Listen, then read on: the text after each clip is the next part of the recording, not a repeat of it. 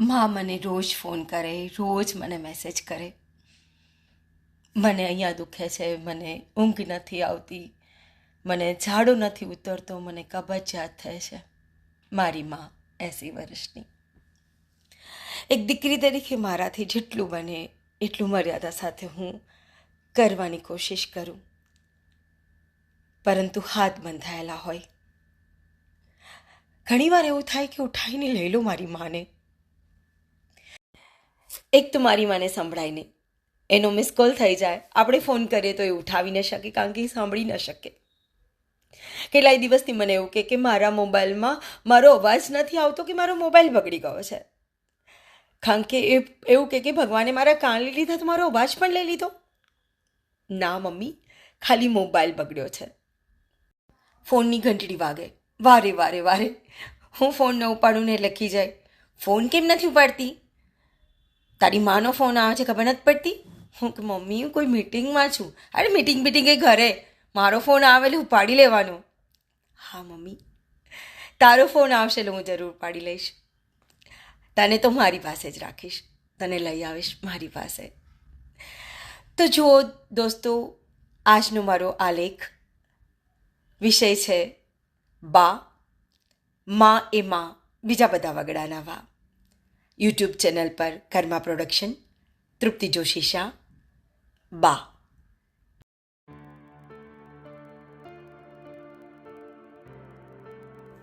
આજનો મારો વિષય છે બા. ઘણી બધી તૈયારી ચાલી રહી છે ભાઈના આગમનની. બધા જ કુટુંબના ભેગા થવા જાય છે, પણ ભાઈએ ના પાડી કે મને ફક્ત બાને મળવું છે. દેશ માટે સુપ્રત થયેલું જીવન, ઘણી બધી મર્યાદા સાથે સંકળાયેલું મારું જીવન. બાને મળવા માટે પણ જાણે કેટલા બધા નિયમો સાથે જીવેલો હું. કોઈ આવું તો નહીં કહી દે ને, કોઈ તેવું તો નહીં વિચારી લે ને. ઘેરાયેલું જીવન મારું જીવન મારું છે જ નહીં. લોકોને શું ગમશે, લોકોને શું નહીં ગમે, એવું શું કરું કે સારું હોય, એવું મારાથી શું થઈ જાય છે જે ખરાબ હોય. રાત દિવસ વિચારતો હું. કઈ રીતે કહું કે આખું જીવન તો મેં દેશ માટે આપી દીધું, છતાંય પ્રશ્નો છે બધાને. હજુ તો મારે આ દેશ માટે ઘણું કરવાનું છે. મારી પાસે સમય નથી. એક એક પલ મને આપવાના છે આ દેશને. આવું મનોમંથન કરતો કરતો હું મારી બા પાસે પહોંચ્યો. બા ચશ્મા પહેરતી બહાર આવે છે અને પૂછે છે કે આ શેની તૈયારી થાય છે? મારો દીકરો મને મળવા આવે એમાં આટલી બધી શું તૈયારી કરો છો? મારા રોયાઓ, મને મારા દીકરાને શાંતિથી મળવા દેજો. મારે 2 ઘડી એની સાથે વાતો કરવી છે. હા, મને ખબર છે કે મારો દીકરો બહુ મોટો દેશનો નાયક છે, પણ છે તો મારો દીકરો ને. આવી ગયો દીકરા, આવ, તારી મા પાસે આવ, તારા ઓવારણા લઉં, તને આશીર્વાદ આપું, તારી આરતી ઉતારું. બા આરતી ઉતારે છે, માથા પર તિલક કરે છે, માથા પર હાથ ફેરવે છે. બા કહે છે કે દીકરા, કેટલાય વર્ષનો સૂતો નહીં હોય, થાકી ગયો હોઈશ ને? આવ, મારા ખોળામાં માથું રાખી થોડી વાર સૂઈ જા. સાંભળ, પેલા કાળા કપડાં પહેરેલા અને બંદૂક હાથમાં રાખેલા માણસોને કહી દે કે અહીંયા એની માના પાસે કોઈ ડર નથી, થોડું દૂર ઊભો રહે. મને ખબર છે કે ઈ તારા ગામ જેવડા મોટા ઘરમાં તને ઊંઘ નહીં આવતી હોય. ચિંતાળું તારો સ્વભાવ, લાગણીથી ભરેલી તારી જિંદગી, દેશ માટે સુપ્રત કરેલું તારું જીવન, પણ આજે તું તારો થોડો સમય તારી મા પાસે કાઢી લે. પણ હવે આ શરીર ધ્રુજે છે હો. બસ ભગવાન વાહન મોકલે એટલે ઉપર જવું છે. પણ એવું લાગે છે કે તું મને ના પાડે છે કે માં, મને હજી તારા સહારાની જરૂર છે, હજી મને તારા આશીર્વાદની જરૂર છે. કદાચ રામે એટલે જ મને જીવતી રાખી હશે. કરી લે દીકરા, તારી જે બી ઈચ્છા છે આ દેશ માટે એ બધા જ કાર્યો કરી લે. આવનારી પેઢી તને યાદ રાખે એ બધા જ કાર્યો તારા હાથે કરી લે દીકરા. હું આખો દિવસ માળા ફેરવતી, રામ રામ કરતી, તારા કામની સફળતાની કામના જ કરતી હોઉં છું. તું કંઈ નથી કરતો. આ તો બધું તારા હાથે રામ કરાવે છે. તું તો ફક્ત નિમિત્ત માત્ર છું. આ સૃષ્ટિમાં તો આપણે બધા ખાલી મહેમાન છીએ.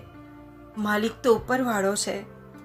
તારા આ દેશ માટે ઘણું બધું કરવાનું હજી બાકી છે. મારા આશીર્વાદ તારી સાથે છે. મને ખબર છે, મને વિશ્વાસ છે કે તું બધા જ એવા કાર્યો કરીશ. સોનાની ચીડિયા કહેવાતો તો આપણો દેશ.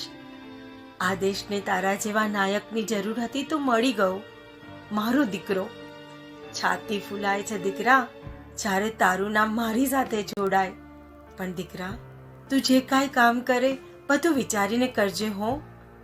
આ દુનિયા જેવી તું સમજે છે એવી નથી. તું ઘણા એવા સારા કાર્ય કરીશ તો એનો કાંઈ ગણના નહીં થાય.